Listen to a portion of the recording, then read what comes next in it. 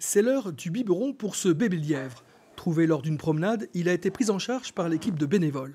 Alors là, pour un levreau de cet âge-là qui fait à peu près une centaine de grammes, il y a au moins 3 biberons par jour. Donc, c'est-à-dire, on lui propose à disposition.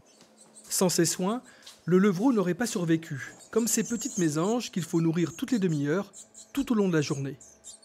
Il y a beaucoup plus d'animaux en détresse également que pendant l'hiver, donc forcément, on a beaucoup plus de patients aussi qui arrivent. Et alors là, c'est vrai que si on combine les bébés oiseaux, les bébés mammifères et ensuite les adultes, on fait des journées qui commencent très souvent vers 6 h du matin et qui se terminent dans le meilleur des cas vers 22 h. Et à tout moment, un nouveau patient, entendez par là un animal sauvage blessé, peut arriver. Oui, après, alors je lui ai fait quelques premiers soins avec de la bétadine pour le désinfecter. Je lui ai donné de l'eau avec un peu de miel. Dans ce carton, un hérisson mal en point, mordu par un chien. Je pensais que je pouvais l'amener au vétérinaire et puis ils m'ont directement donné l'adresse de l'association. Les vétérinaires ne sont pas censés s'occuper des animaux sauvages. Ce sont donc des structures, comme le centre de l'association La Belette, qui les prennent en charge. Après 4 ans de démarches pour obtenir le financement et toutes les autorisations, il a ouvert ses portes début avril à Montcuq-en-Quercy pour l'ensemble du Lot et des départements voisins.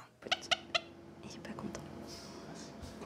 Du Busard au Renardeau, ils sont une trentaine, soignés au quotidien par 5 bénévoles.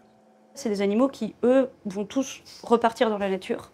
On les garde pas, ils finissent pas dans un zoo ou quoi que ce soit. C'est juste qu'il y a eu un accident de parcours par la faute de l'homme. Du coup, il y a des hommes qui corrigent cet accident de parcours pour ensuite pouvoir le remettre dans la nature.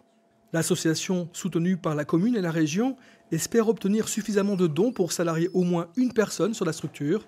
Elle lance également un appel à toutes les bonnes volontés prêtes à les aider auprès de ces patients bien particuliers.